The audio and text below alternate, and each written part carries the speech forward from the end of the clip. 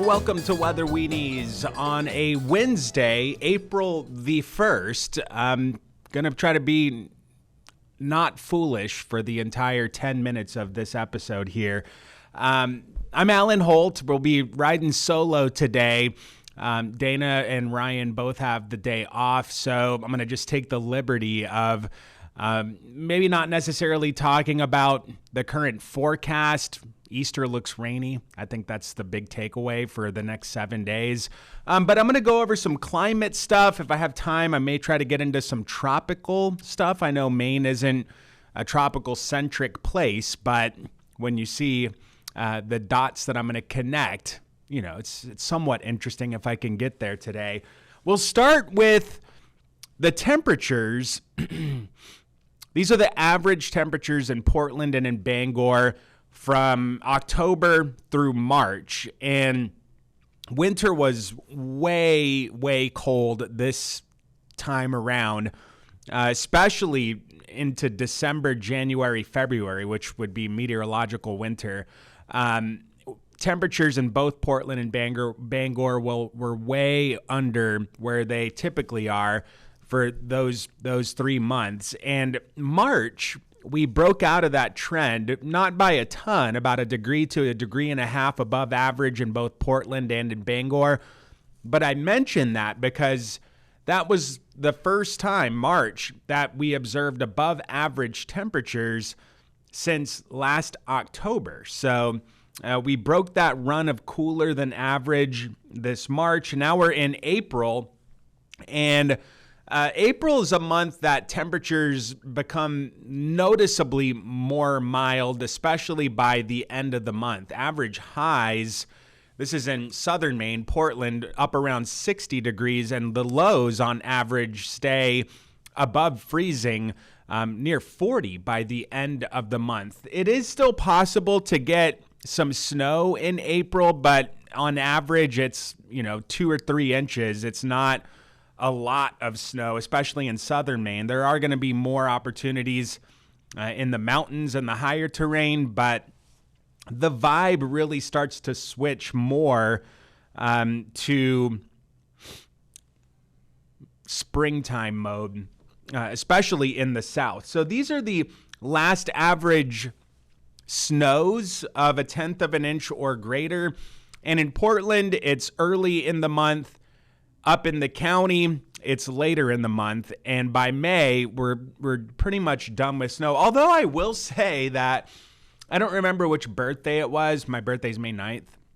My father-in-law, he lives in Ocean Park. He was on the beach on a May 9th. Maybe it was 2020. I don't know.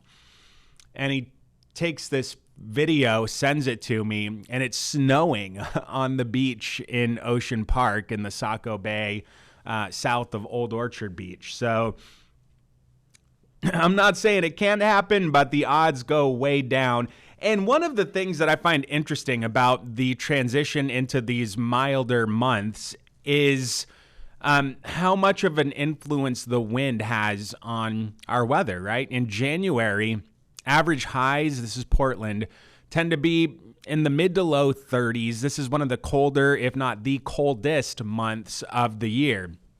And note the wind, on average, coming in from out of the northwest. So these bars here on this wind rose show the frequency of the wind direction, and it's primarily out of the northwest in January. But in April, you'll see a big difference in the wind rose, and that is that we get more of a southerly and onshore influence on the winds, and that helps boost those temperatures up to around 60 by the end of the month. So that's significant. It's notable, and I'm looking forward to milder days of weather. My Uncle Bill, he has a vineyard, and he actually bottles his own wine with the grapes that he grows.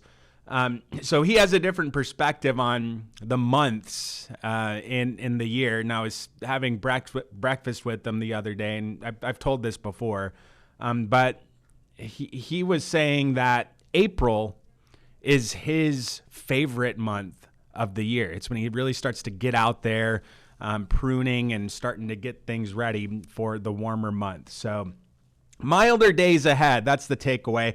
Again, we're at 3:40. It's April the 1st. It's a Wednesday. Big story nationally today is not weather related, but having to do with space. So I'm going to take us down to Florida, the JFK Space Center. And there are some showers. That's the little geographical spot south of Daytona Beach, east of Orlando. The Space Center is on this chunk of land that sticks out into the Atlantic. And you see there are some showers ongoing south of the Space Center.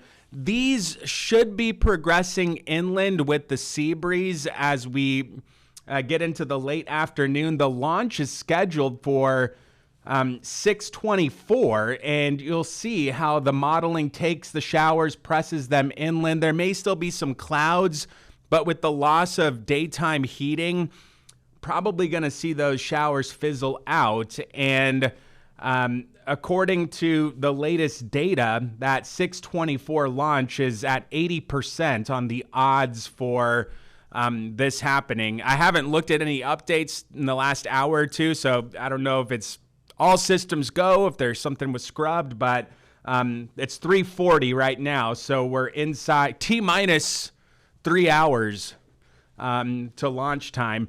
And then this is just awesome and fascinating to me because this mission, it's crewed, 4 crew members. It's a 10-day mission. So the first 9 days, it won't be till day 10 that they start going out to the moon. So they'll be circling the Earth for the first chunk of this mission. But they will go out. You see them, this is the first 9 days. By day 9, they're going to start slingshotting out. And by day 10, they really gain forward momentum. Look at how long, day 10, they go basically from Earth to the moon. And then they'll go around the backside, the dark side of the moon, and then come back around, and they'll actually detach from their module and splash down into the ocean on day 13. So it's going to be really cool. The last time we sent astronauts up to the moon, not necessarily feet on the ground, boots on the ground, but it was the Apollo missions. And the last one I think that went out there was in the early 70s, so over 50 years ago, and we're going back. So that will be interesting to see how it plays out. I am going to do this tropical thing really quick. I've got 2 minutes, so I'm just going to, this might be quick, but I think it's kind of cool because what we're going to see into the summer and fall months is a transition to El Nino. And you see that with these red bars getting bigger by June, July, August, 60% chance, over 70% chance into July, August, September, and so on into fall. So we're going to move into El Nino. This right here, these are all of the hurricanes on record during an El Nino time frame. And when I worked in Texas, I would always say there is no record of a Texas landfalling hurricane during El Nino, and I've yet to find one. There have been some close ones, but nothing in Texas. You see out, it's a mess in the Atlantic, but El Nino has to do with the eastern equatorial Pacific waters getting warmer than average. And that's what we're going to be looking at. It's specifically into that Nino region 3.4.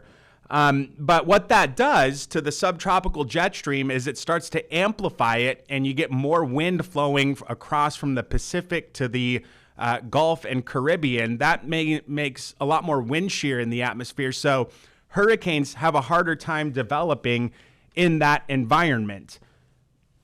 But in Maine, during an El Nino year, 1991, Hurricane Bob approached and made landfall in the mid-coast of Maine. This was late on August the 19th, 8 p.m. on Fisherman Island.